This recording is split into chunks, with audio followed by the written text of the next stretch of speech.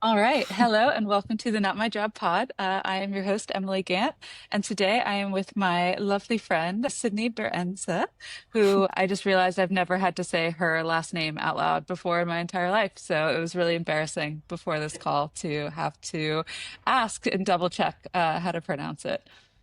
Yeah, but we got there in the end. It's a hard one, so it's not like, you can sound it out or anything. Everybody gets it wrong, but you said it pretty well just then. We'll keep Yeah. workshopping it Well, though. we'll keep working on it. I think, yeah, it's always nice to know that there's like another level of friendship, that we have to reach. Learn how to pronounce each other's names. Yeah, yeah, definitely. But I mean, your last name is now a little bit German, more German than it used to be. Yeah, well, it's Dutch actually because it's his dad's name and his dad is Dutch. I think I'm just proving that I'm a really not so great friend. Not necessarily to you in this case, but definitely to Tim, your lovely husband.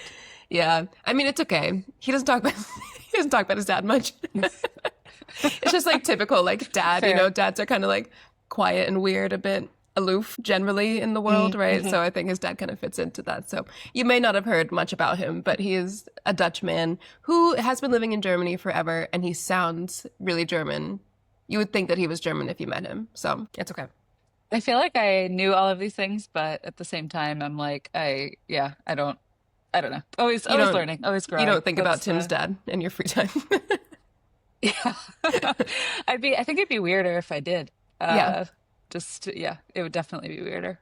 I But think so too. anyway, thank you for thank you for joining me today. I was super excited to talk to you because in theory, you do still work in tech. However, you're kind of looking into, well, not looking into, you are now a certified yoga teacher.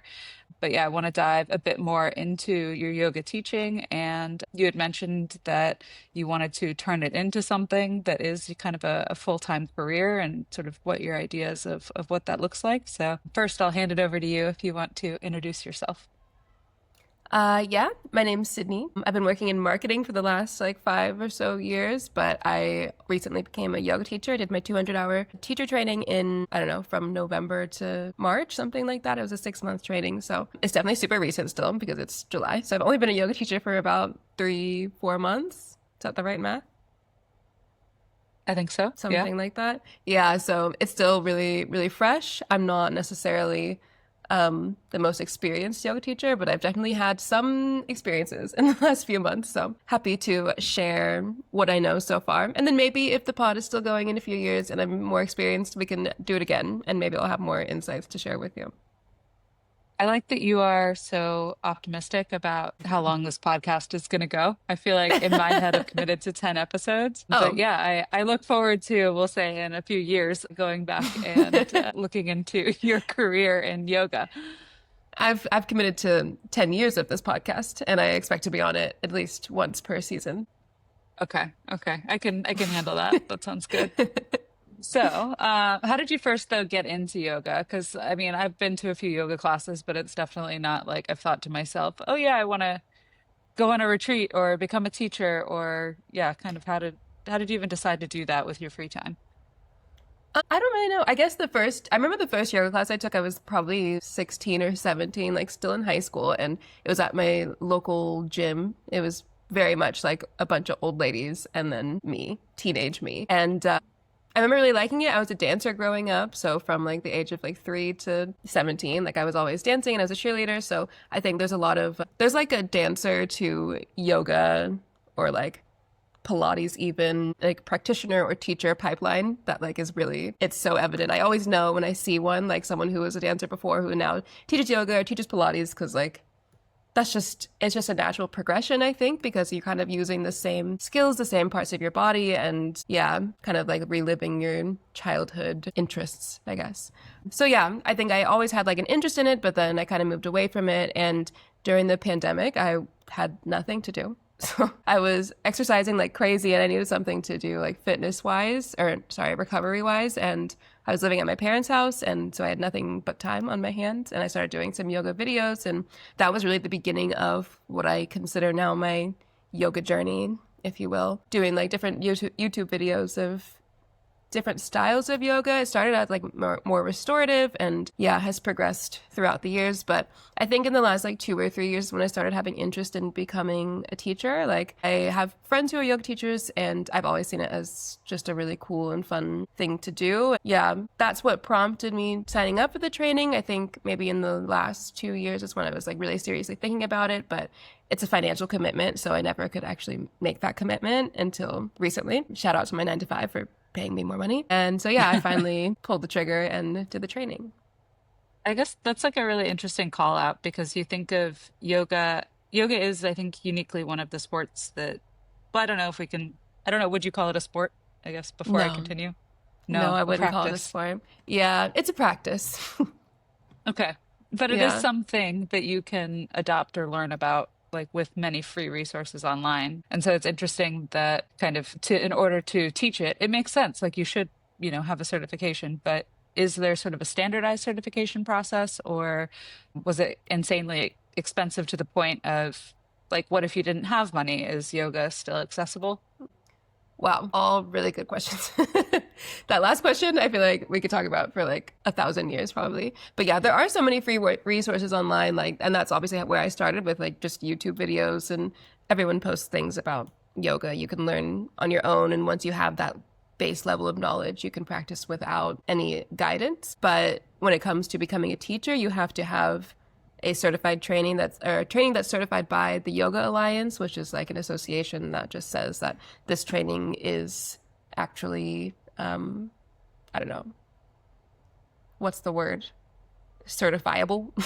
That like they are Yeah. teaching you the right things to be able to go out into the world and teach yoga. So in order like the very baseline certification is a 200 hour, which is what I have. And then on top of that, you can do a 300 hours. So then you're a 500-hour accredited yoga teacher. And then, yeah, you can keep doing trainings on top of that. I guess it just kind of adds to the number of hours that you have. So right now I'm a 200-hour trained yoga teacher and I'm signed up to do the 300-hour one in the fall because, yeah, once you finish the 200-hour, you just kind of walk away feeling like there's so much more to know in order Mhm. to be a good, well-rounded yoga teacher. Yeah, I I signed up guess for that.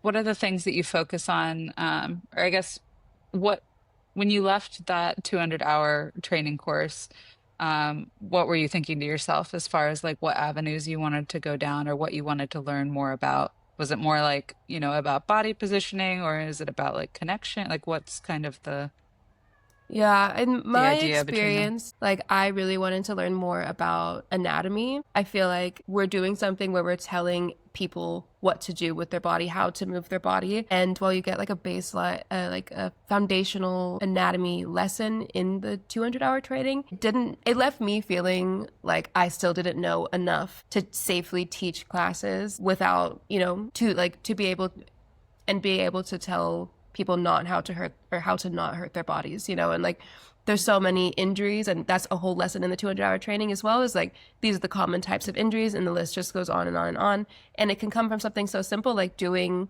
one thing wrong, like doing the little push-up position incorrectly over time can just like wear down your joints and stuff, and I just really want to be well informed on those things so that I can teach well and prevent injuries and make yoga like what it's supposed to be. And yeah. So that was the main thing that I walked away from being like I need to know more. And then obviously like it's an ancient practice. It goes back thousands of years, and like there's so much to know about like the spiritual, philosophical side as well, like that you just can't ever learn in 200 hours. So Hmm. yeah, it's Yeah. designed like that though, because we do live in a capitalist society, right? So they're going to leave you wanting more so that you'll also sign up for the next one. And the next one is more expensive, right? Because it's another 100 Of hours. course. How does that make, because I don't know, my understanding of yoga is that yeah, it is like a practice that's supposed to be mind, body, spirit all put together. And totally correct me here if I'm going off base. But then at the same time, it has kind of become more capitalized over time where I don't know, you think of yoga sometimes and you think of, I don't know, someone just toting a yoga mat in like a city instead of maybe someone, it's based because it came from South Asian roots. And so, um, yeah, you also see like tons of foreigners like traveling to Asia to like do a yoga retreat or that kind of thing. And so I kind of wonder, is the line between tradition, like what yoga actually is, and then capitalism kind of not mixing well. Yeah, I think about this all the time because it is supposed to be, it is a spiritual practice traditionally, right? But like, it's something that we have to be so like mindful of is how we've taken yoga and adapted it to our culture in the West. And obviously capitalism is a part of that, but there's so many other things that like cause yoga to be watered down in order to fit into this capitalist society that we live in. And yeah, it's a constant battle, right? Because we can't control that we need to have money to survive. So the people who choose to open yoga studios or choose to be yoga teachers, like they do need to make money for the most part, right? In most cases, like, so it's unpreventable from like to avoid putting these capitalistic ideals into a spiritual practice at this point. So yeah, I think it's a constant battle and it's really hard for a lot of people because if you are in the yoga space and you care enough to open your own studio, like you probably are pretty deep in your yoga practice. I mean, not everyone, right? But like most people are probably pretty deep in their yoga practice and they probably do align with a lot of the philosophies and believe that it shouldn't be something that people have to pay for and they believe that it should be more accessible. But how do you balance both things, you know? Yeah. No, definitely. I mean, at the end of the day, the person who owns the yoga studio has to make money to keep that open, and teachers need to get paid. So, Yeah. you mentioned though that you think that there are certain ways that Western culture has watered down yoga. What are some examples of that you've I seen mean, either in classes that you've taught or in trainings? yeah, I mean, the perfect example is like just at a very foundational level. Like when you think of yoga, what do you think of, and why is it a thin white woman wearing a matching set that's insanely flexible, doing all of these yoga postures in succession? You know, like that. The idea of like our idea of what yoga is so representative of the way we've taken what the practice is supposed to be and just watered it down and repackaged it so that we can sell it to our audience. So I've been really lucky in my experience. Like I definitely did my research when I was doing my 200-hour training or before I did my 200-hour training to like find something that was actually going to be pretty authentic and like yeah, teach us about more than just the physical postures because yoga has so much more to offer than just the physical side of it. And so I haven't necessarily experienced that much of that Western. I mean, obviously, I do yoga in Germany, so I do experience and also teach Westernized yoga. But like when I see things online, like people saying that the teachers are just like, I don't know, completely using yoga as like a workout or saying that this is the way, this is the, how you're going to get that summer body, you know, which is just so far removed from what yoga is supposed to be. Like, I haven't had those experiences in my life yet, but that seems to be a common occurrence. No, that makes sense. When you're teaching, then what are some ways that you, like in your classes, try to incorporate different types of people? So whether that's different flexibilities or different skill levels, different body shapes, different, everyone has different mental capacities running in different directions. How do you try to accommodate and work with that?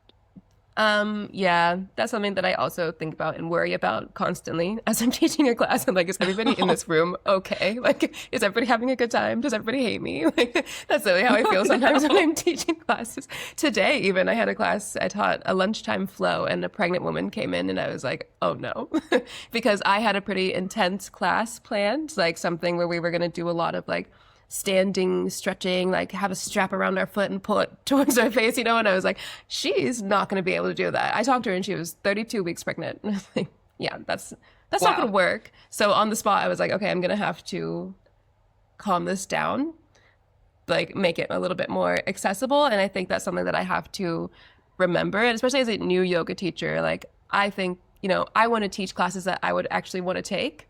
But then sometimes I want to do crazy stuff myself. But I have to remember that I have Mhm. to teach to like a larger audience of people who have like different skill levels, different levels of experience with yoga and things like that. So I try. I don't think something that requires a bit more flexibility.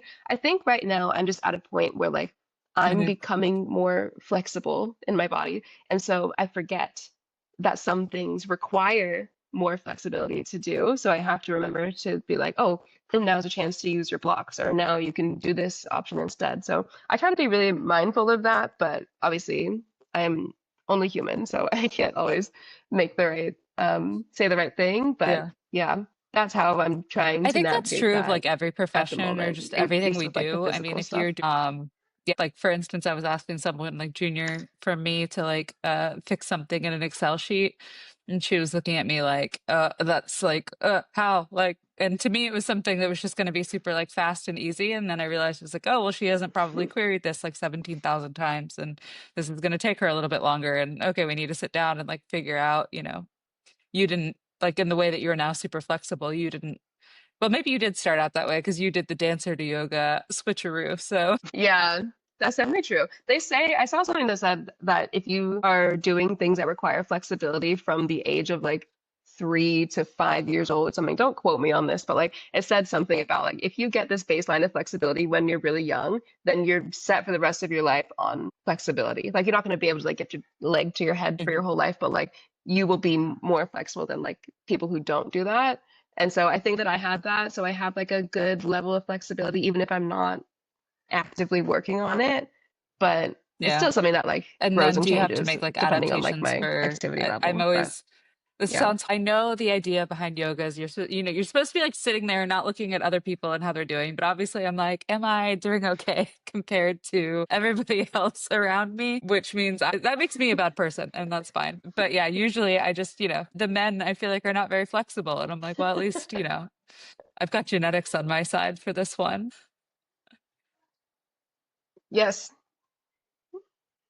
Yeah. And you do. And like they teach us that in our teacher training is like they're always like, yeah, men aren't gonna be able to do this. And like sounds like that's relevant to a lot of industries, but like, okay, yeah, sure. Like they just don't have this level of flexibilities in like their flexibility in their hips or Mhm. in their hamstrings. And I see it. And my husband, Tim, like he's so stiff. He's so incredibly stiff. And sometimes we're doing something so simple, and I'm like, why can't you do this? And like, obviously, that's not how I am in my professional yoga world, but like at home, when I'm doing yoga Yeah. with him, I'm like, I don't I know, do really put your leg enjoy down, and he just can't. your It's so Instagram account where interesting. you do Yeah. yoga. Occasionally Tim is a guest star on there and you're just looking at him like, "Why can't you?" And he's like, "Nope, not today."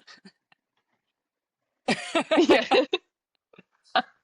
I just feel like he's not trying hard enough, you know? I don't know. I Sometimes I don't feel know like he about that. could do I don't it know. if he tried. If he But wanted to, he could, yeah, you I know? think yeah, worth noting that yeah, the difference between kind of like doing it with your friends versus friends and family versus actually, having holding a little bit more space for the people in the classes. Yeah, absolutely. I'm much nicer to the people who were like paying Isn't to that be true there for than I all of am us with to everything? the Like, people closest to I don't me. know. I remember like my mom said to me once, she was like, "You're never this mean to your Yeah. friends." And I'm like, "I'm way meaner to my friends." Like, what are you talking about?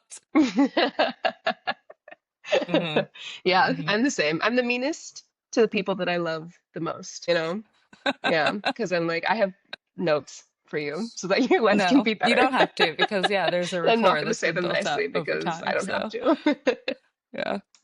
I want to ask more though about the Instagram account that you're Yeah. running. Like, did you feel like it was like a pressure thing, or was it going to be a fun thing, or did you feel like you needed to advertise like a bit more of what you were doing? Kind of what prompted you to kind of market yourself that way? Yeah, I mean, I really love social media. Mm, Like, I am a social media girly. So I'm really a TikTok girly, is the thing. So hmm Instagram is kind of my second priority. So my TikTok I post on daily because I think it's just a way better platform for building community and being able to be like your authentic self. On Instagram, I feel a little more like pressure to post things that are like closer to perfect. But generally, I think also as someone who works in marketing, I know that you need to market a product if you're trying to sell it. And as a yoga teacher, like I am the product, my teaching, my knowledge and experience. And I think that it's a good way to try to build community. Like when I'm teaching classes and I speak to my students afterwards, and if they want to know more about my upcoming classes or I don't know, events or just a way to contact me about things. Like I can give them my mm, professional yoga Instagram rather than like my personal Instagram, which is, I'm posting whatever on. So yeah, I think it is where my real job, my 9 to 5 job and my yoga job are kind of colliding where I'm like, I am marketing myself. But also, it's Mhm. really fun for me. Like, I love creating social media content. I Okay. love doing Yeah, videos. even with this So, yeah, podcast, it it was was very kind of natural like, for me, because for me, definitely. I was like, I'm gonna do this and then have 10 episodes and then just kind of like evaluate if it's still fun. And then if it's not, it's not, and that's fine. But like, I even, I don't work in social media, but like, even being adjacent to that space, I'm like, oh, I must be posting like every day. I need like a new reel every day so that like I get picked up by it. And then I was like, it doesn't matter. Like, nobody needs to see this. That's not the point of what you're doing. Like, you're just trying to like come up with something new and creative. So I always, yeah, Yeah. I'm a little jealous when I hear it's just fun to make content. I'm like, okay. It's fun, but only once you've removed that pressure from yourself, right? Like, I think with Mhm, social media, there's already pressure because you're really just like putting yourself out there. You are putting your whole personality, your effort, mhm, your work is being blasted to everyone you know, really. And like it's yeah, the pressure of being seen can feel like too much. And then on top of that, you add the pressure of trying to have really good performance on your videos or your posts or whatever it is. And it just can be really overwhelming. But once you take that away, once you kind of just like get over yourself and you're like, okay, people are going to see me try, but like, God forbid a girl tries to do something for fun, right? Or something that she wants to do or something that she feels passionate about. And also realize like, or set an intention for like why you're posting on social media. Like for me, for example, it's like about building community. Like I want to have a place for the people who identify with my style of teaching, identify with the things that I stand for in yoga and otherwise, mhm. where we can all be together and So talk to what each other are, and, build that community, like I said, rather than trying to go viral all the time. Like mhm. that's just the thing that kind of makes it feel like too overwhelming. It's like, I need this Yeah. video to I perform. mean, Like, no, it's you true. It is don't. never that deep. No, Because you yeah, at the don't. end of the It's day, just never like, that deep, is it? I don't know, not you, but like I think about it too much. And then I realize I'm like, oh, but nobody's watching this. Nobody really cares. Worst case scenario, somebody scrolls by it and they're like, that was lame, but like, who cares? Like, okay, that was lame. All right, whatever.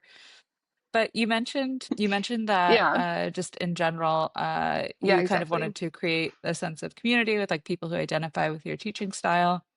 So now my question is, how would you say that your teaching style is different from, what you might see in, I don't know if there is like a typical yoga class in Berlin. I definitely find every studio, every teacher is so incredibly different. But what would say you say defines your style?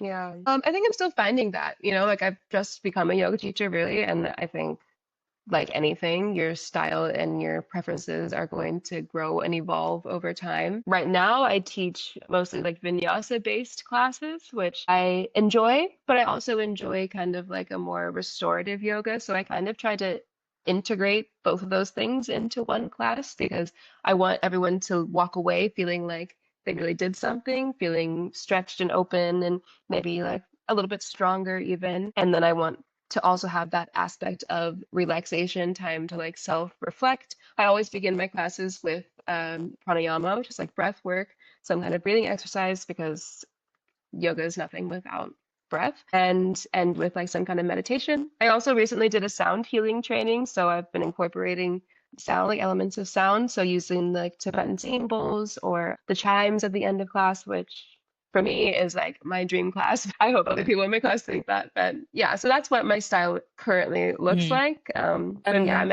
I'm what excited to see does how it this is just a changes over stupid time. question. What does the sound do? I really enjoy it when it happens, but yeah, I kind of wonder, I'm like, why? What's happening here? Yeah. I mean, sound is like, it's the same as like music theory, right? So it has something to do with the way your brain waves operate and how they sync up as the sounds kind of progress. So I think I'm not like the most scientific person to like explain all of that, but there's a lot of studies that have shown that it helps with depression and anxiety, general relaxation. There's things that say it helps with like actual like medical conditions as well. I don't know how much truth there is to that, but for me personally, I like to use it Mhm. for relaxation, and I think that's a great way to deal with Yeah, things. I definitely feel relaxed when it happens, but yeah, I didn't really know why.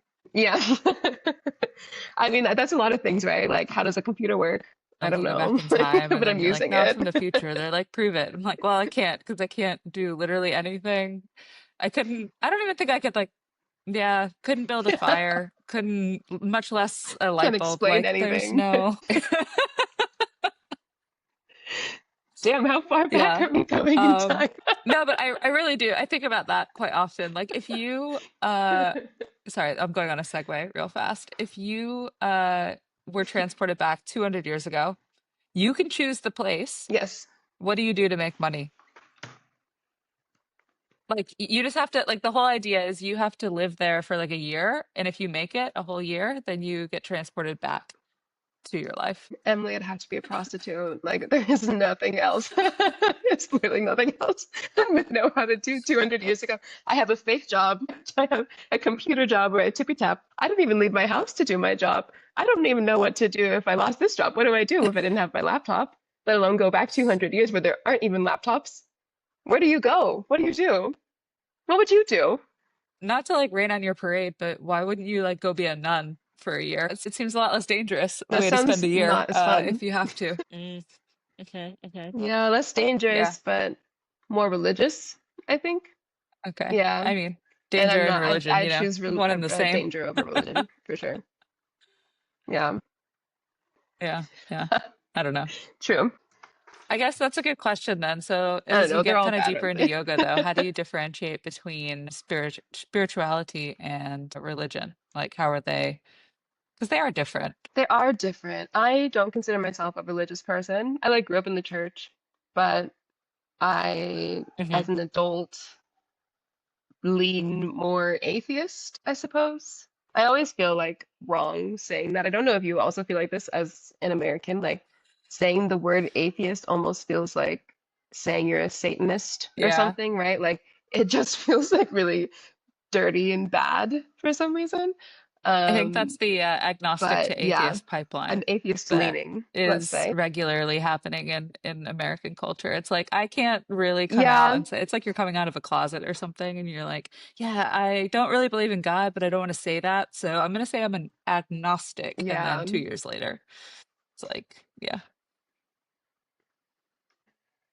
That's where I started as well, was agnostic. And then this is where I am today is I don't know. So for me, there isn't like a line to be blurred necessarily between the two. Like I feel like they're just so wildly different because when you like at least in yoga, I can't speak for all like areas of spirituality, but like hmm in yoga, like we're not necessarily worshiping a god of any kind, you know, like obviously there's like roots to like Hinduism where there are gods and things like that, but like not hmm in the way that we consume yoga here in the West, right? So that doesn't really like affect me. I guess like, yeah. No, that's fair. It's just, yeah, in the sense that yoga classes are always so different with each teacher. Some of them I do feel like do kind of try to like dive into more of the spiritual aspect of it. And then sometimes I'm like, okay, like I'm kind of following along, but then sometimes it seems a little like woo woo. And so, yeah, what are your thoughts on kind of I don't even know how to describe what I mean by woo yeah, woo, but I feel like you know yeah. what I'm saying. Yeah, I know what you mean. I think like Yeah. what I did recently with the sound healing training was very woo woo in the world of the woo because like it's all about sound healing, right? Which has to do with balancing your chakras, which if you don't know about chakras, there's like seven chakras and they all like go down the base of your spine, starting it with your pelvis and going all the way up to like the one that's above your head. And they all have like different meanings and affect different parts of your life. So like balance having them in balance helps you live a more balanced life and if you use these singing bowls and put them on your stomach and make them sing then like you can balance your chakras and that to me is like just a little bit too far into the woo. I'm like I don't know if I believe but I'm here to learn. It's just not anything that I've it's just a very foreign concept to me that but when it comes to like the actual like spiritual side of yoga I definitely subscribe to that because it's not like religion. It's not so far outside of like the way we talk about self-love and being yourself and knowing who you are. Like that's what's at the root of all the yoga spirituality stuff. And I think that is so important for all of us to like really spend time with ourselves. Like we don't get to do that enough in our lives Hmm. because we have our jobs. We all have to work at least 40 hours a week. We have social lives to balance. We have Yeah. I don't know, our phones, we have TV, we have so many things that take up our time and take our attention away from ourselves and taking your cutting out time to actually get to know who you are only benefits you in all those other areas of your life. Hmm. So when it comes to that part of the spirituality of yoga, I am 100% here for it. Like that is totally my vibe. You were talking about meditation. I don't know if you remember this. You were talking about meditation, and then I was like, I don't really meditate, but I do spend 10 minutes a day where I just like lie down and I don't look at anything. I just close my eyes and I lie down for 10 minutes. And like I don't talk to anyone, I don't listen to anything. I just 10 minutes. Yeah. And you looked at me and you were like, that's kind of meditation. And that's exactly what I thought just now. I was like, that's meditation. Like how far into the woo do you want to go? But yeah, it's kind of like a woo woo thing. But yeah, in reality, we're constantly bombarded with whether it's, social media or, just in front of me right now, I have four screens. I'm not even using all of them, but like I have them open and like the fact like that's not necessary, but that's the Oh reality, my God. Netflix is like making TV shows to have bigger pauses in the series so that people Yeah, have time to scroll their phones while watching TV. Like these are considerations that are made in the modern age. And so I do think mindfulness is that's insane. incredibly important. But yeah, I do think it's very quite funny, like what you said, as far as you're like, the chakra. Well, I guess do you believe in chakras as a concept, or is it just kind of like an illustrative thing for mind body balance? Yeah, I think the latter of what you just said. Like I there's no science, and like that's kind of like where I draw the line is like, is there science on this? Does it exist? Yes or no? And if the answer is Hmm. no, then I'm probably not as likely to believe in it. But then there's other things like, I don't know, like a lot of Hmm. Chinese medicine and things like that aren't necessarily rooted in the way that we understand medicine. And even in my sound healing training, one of the things that my teacher told us was that in where he grew up in India and in other parts of Asia, like you don't just have a doctor like we do, like a general practitioner, right? Like you have a general Hmm. practitioner that does what our doctors do, which is like medicine, right? And then there's like other types of doctors you can go to for other types of things. So like you have someone who's going to do sound, there's going to be someone who does like more like herbal things like that, and that's more normal for them in the Eastern world to like have those things that don't necessarily have the same kind of like factual data that backs things up, but like they're healthy and well. So like, do they exist? Are they real? Probably. Like there's probably some truth to it, even if we don't necessarily understand it as like factual or like, real scientific evidence on it. So yeah, sometimes the lines kind of blur for me on like what do I believe and what not. But chakras, I don't know. I don't know, but like having them balanced, like it can't hurt, right? Like I don't think that it would hurt to have your chakras balanced. Living a balanced lifestyle results in, quote unquote, that balance. And, if we want to call it a chakra, then that's great. But also I feel that way about like astrology. I just think it's fun. And, Yeah. rationally, no, I don't believe. Do I read my horoscope pretty much Hmm. every day? Yeah. Yeah. I just, have a little look-see at it. Does it really inform my day? No. Yeah. But, I like to make little connections. But that's like why it's kind of like a fun tool for reflection. Because like I'll read the horoscope and then I'll be like, okay, this happened. So maybe I'm feeling this way about it. And so I guess it's almost like a prompter to like evaluate how I feel. So maybe the chakras are kind of like a way to benchmark what you're doing in your yoga practice. I don't know. Yeah. And I think that's really what yoga is, right? It's a tool for self-reflection. Self-study is one of the like essential parts of yoga. So I think, if that's what you're getting out of whatever it is, like astrology, then like you're doing yoga, right? Like you're getting to know yourself better, and that's so important. So Hmm. yeah, if you're having fun with it, also, why not do it? Like astrology is fun. It brings us together, gives us something to talk about. On one hand, Sydney's over here like, let's build community. And then on the other hand, Absolutely. you're like, let's divide everyone up into Geminis, Capricorns, and the Scorpios and throw the Scorpios out the window. Exactly, yes. Yeah, I really feel like that. Like, I'm a yoga teacher and I care about a lot of these, important things that are about bringing people together. But at my core, like, I love to talk shit. Fair, fair. I guess, have you encountered like a lot of, I guess in the training it was multiple people together. So kind of what was the vibe overall? Like what are other yoga teachers like? Are they a little bit more woo-woo or are they, were they cool people or, what was the overall vibe of the training? Yeah, so there were like 30 people, I think, in my 200-hour training. And it was a really mixed bag of people. Everyone was very different, different levels of woo, if you will.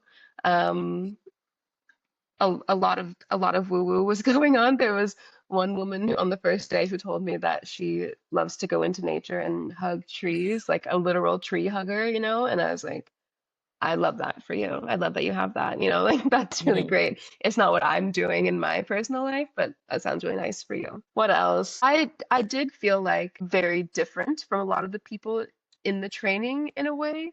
And it's not just the woo-ness. I think maybe I don't know, maybe it's a level of spirituality that I just like don't necessarily have or something like that. I can't really put my finger on what it is, but when I go into these spaces where there's other yoga teachers, I often feel different. And not in a bad way necessarily, but I often feel like my Mhm. personality comes across very differently Yeah, I than can't speak for the you, people but for me around me, you personally, know? like there's two yoga studios that I go to because they're just close to my house and they're actually across the street from each other. One is very like young people woo woo, and the other one is more like older people, probably like kind of liberal, but just like real people. And I always feel like more comfortable at and ironically too, the one that's a little bit more woo woo and younger is like, um English speaking, and then the other one's just like older, middle-aged German ladies and like the occasional like I don't know partner who's like Mm. been dragged there. I don't know, but it's just like a different. It's more chill. It's more like at your own pace. And then the other one is just I don't know. When I go in there, I feel like if I start talking, I feel like I'm speaking too harshly for the room.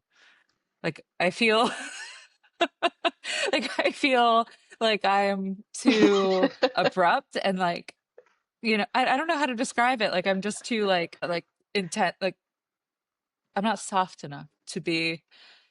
My energy is just a little bit too like hard. I don't know, but yeah, yeah.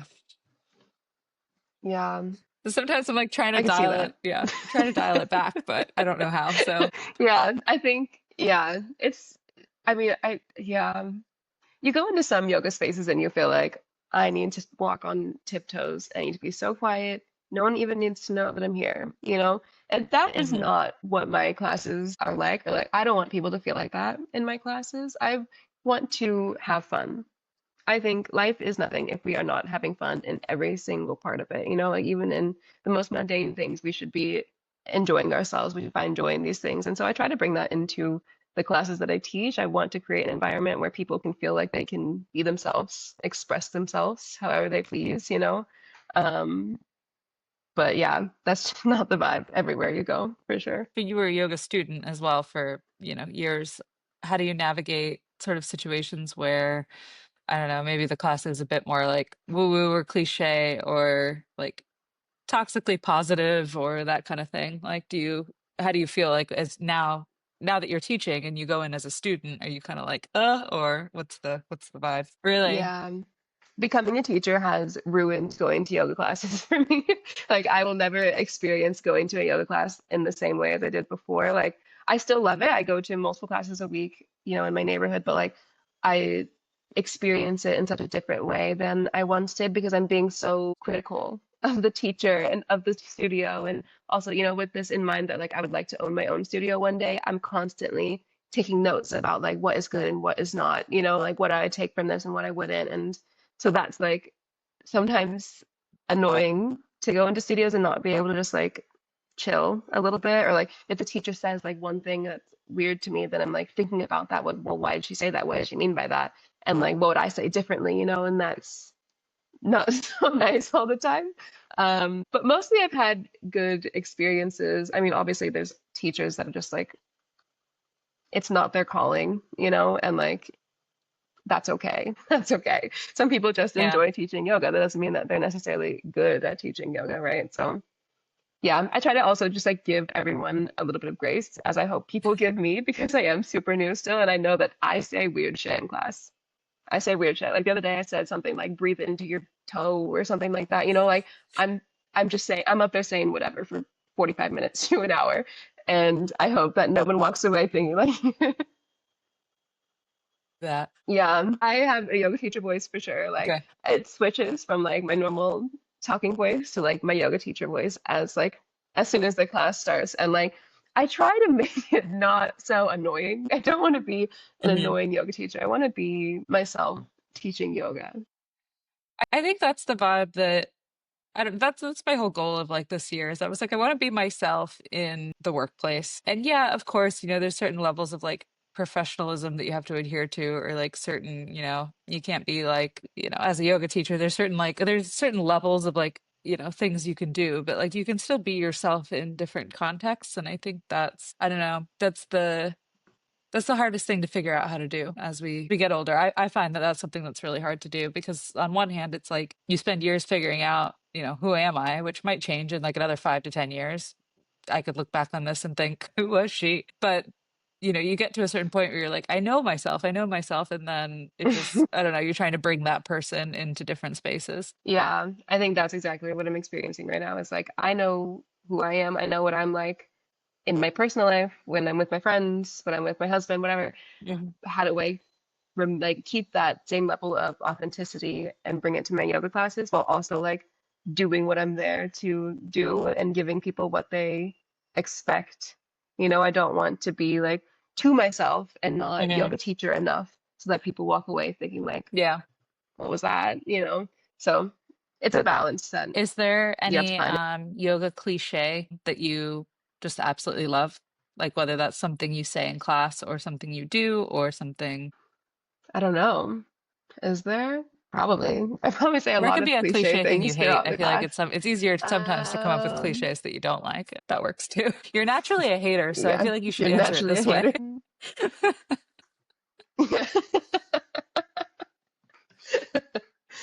Um, I don't know. I think maybe so, you know, at the end of class when you go into Shavasana and everyone says like sometimes teachers will say like if you want to like grab a blanket and you're like are sweating, you know, because you just did like a whole class of like physical activity and you're like you want to put a grab a blanket and get all cozy and maybe put your socks on, you know? And like I used to be like, what the hell? Why would I do that? I used to always think that. And then now that I'm a yoga teacher, I'm like, grab that blanket, put your socks on, get comfortable. And so I think, yeah, I guess that's like the most like cliche Okay. thing that I can think of. Yeah. I guess then maybe you're just not as like sweaty as the people who just took your class. Because I wonder that all the time, whether it's yoga or, row cycle, or I do like a lot of these like group fitness classes. And I just think to myself, I'm like, why is this teacher not exhausted? And then there are cases where this teacher has done like 3 classes back to back and they're still looking fresh. How do you preserve your own like Yeah, physical capacities while you're yeah. teaching multiple classes or even just during one class? Like how could you be giving instructions when I can't breathe? I mean, yeah, I think it's easier than you think it is because I was also afraid of this when I first started. The very first class I taught during my training, I was like, how am I going to talk and also do this at the same time? But then once I did it, you're just doing it. You know, it's just like anything in life, like you're just doing it and it's fine. I think it's something that you definitely get used to over time as well. I can't speak for every like fitness class or anything like that, like row cycle, spin classes, like it's crazy. I don't know how they're doing that multiple. I am dead after I leave one spin class, like, and then they teach two or three in a row. I have no clue how they do that. I think yoga's a bit different because what you're taught is like you shouldn't be doing the class, you should be teaching the class. So the goal is to get off of your mat and walk around the class and give hands-on assists or like give corrections, you know, and like be aware of the room and be a part of the room rather than staying on your mat and like demoing the whole class straight through. So I've started using that to my advantage. Or like I'm not gonna do this whole class because today I'm tired. I do have one studio, like the studio that I teach at right now. Um, you teach online and you teach in the studio simultaneously. And sometimes no one comes to the studio. So it's just the online people. And so then you have to demo the whole class because you don't have the any reason to just be walking around the studio, right? So those days I hate because I've usually done some kind of like physical exercise before, Mhm. whether it's like a spin class or like I've done my own yoga practice in the morning or something, and then I come into the class like I'm gonna chill right now, and then fate Oh decides no. no, no You're one's like, gonna well, show here I up. go. Only online. There's 10 people Ugh, online, zero person in the studio, zero people in the studio. Yeah, and so then you have to do the whole thing. So that's not so yeah. nice. But I think you just have to find time to like take a break, grab water. Yeah. Uh, I can also imagine that if you're trying to like teach a class like that, like you're kind of responsible for like the overall vibe in the room, as the teacher, which like you shouldn't be, but like also some people come in after a bad day of work and then they're just like, "Rrr," and then, you kind of have to get them out of that. Has there ever been like a class that you're teaching that you think to yourself, I'm not in a good mood, but here we go. And then how do you deal with that? I haven't had one where I'm not in a good mood, but I think I'm a pretty like I would say I'm a pretty positive person. I don't Hmm. really let my mood in one moment of the day dictate the rest of my day, typically. Unless you're my husband, then you probably have a different opinion of me on that. But I have been in classes where I immediately get like a bad vibe from someone in the class, and I feel like that affects my ability to teach. Like I can feel someone else's energy towards being there, and then I'm worried about how they're perceiving the class and like how I'm doing it, how I'm teaching it. And then I just spend the whole class just feeling like a bit off my game because I'm worried about this one person, or if someone is Hmm. you know, a lot of the time when we're doing yoga, our faces are like this. We look a bit grumpy, we look a bit scrunched. So I often just say, like, relax your face, relax the muscles in your face. So I can tell if you hate me or not. So, like, that's one way that I manage it. But yeah, it does happen that, like, I just start the class and I know that, like, what kind of class it's going to be as soon as it starts, right? Like, I know, like, this class is going to suck, or this is going to be a really good class as soon as I start speaking. Also, okay, so if a yoga teacher says, relax your face, I'm gonna be like, she's worried that I hate her. I don't know if that's everyone, but it's definitely me. But sometimes you see people and they're so scrunched in the face and like you gotta calm that down. Like you gotta chill out. I have absolutely had to tell like German teachers, I'm like, no, I'm just concentrated on grammar. I'm not mad at you. Like I have had to like have that conversation. Yeah. I have that with my manager at work. Yeah. Sometimes I have to be like, I'm not mad at you. I'm just like thinking about Yeah. something right now because I know I'm making like a grumpy face, but I'm just thinking. Yeah, final Yeah, questions though, and as we that's wrap okay. up. Yeah, if there's just someone who wants to try yoga, but they feel kind of intimidated because they have the idea of, you mentioned earlier that like in the West, if we think of yoga, it's sometimes like this thin white woman at a yoga studio in, fancy matching set, whatever. What would you say to someone who's like, I want to start this,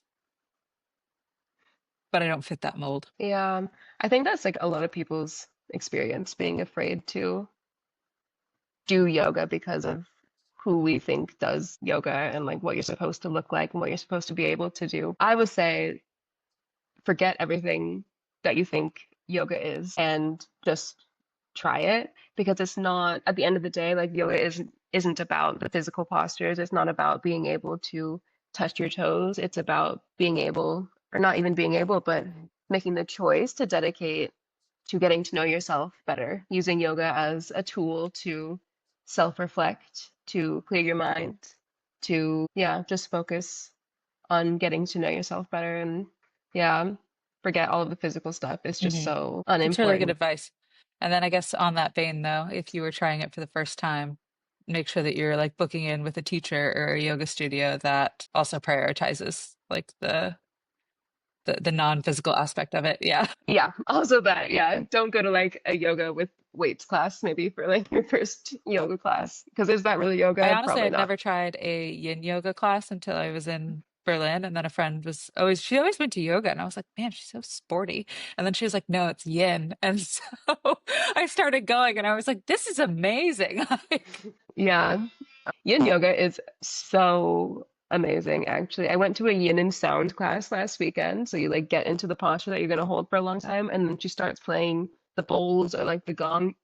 It was so fantastic. Like it's just relaxing. And I love that restorative yoga. Hmm. And that's something that I think I just now I'm getting into in the last like year or so. Like before I was always using it for, I mean, started Hmm. yoga doing yin as like a way to restore after lifting weights and stuff. But then I got more into it. I started doing more physical things like vinyasa and taking it like really seriously to be able to get my leg all the way to my face. And then I've rediscovered the restorative part of yoga and like I love to lay on the ground. I love to lay on the ground with a pillow, I love to be comfortable. The thing I do, I Hmm. lay right here all the time, is lay on my mat on the ground and put my legs up the wall and just Yeah.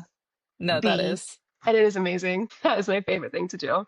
So yeah, yoga looks so many different ways. Like it doesn't look like how you think it looks. And that's what's so amazing about it. Like it can be whatever you want it to be. Yeah. I love yoga and I want everyone else to love yoga too. So thank you so much for joining today, even with, I know we had some technical difficulties, so hopefully everything gets uploaded okay. We're all good to go. But if not, then this is a learning experience, and we're always learning. Always, yeah, just trying to Yeah. be a little bit better than yesterday. So thank you, thank you. Yes. Thank you, Emily. This is fun.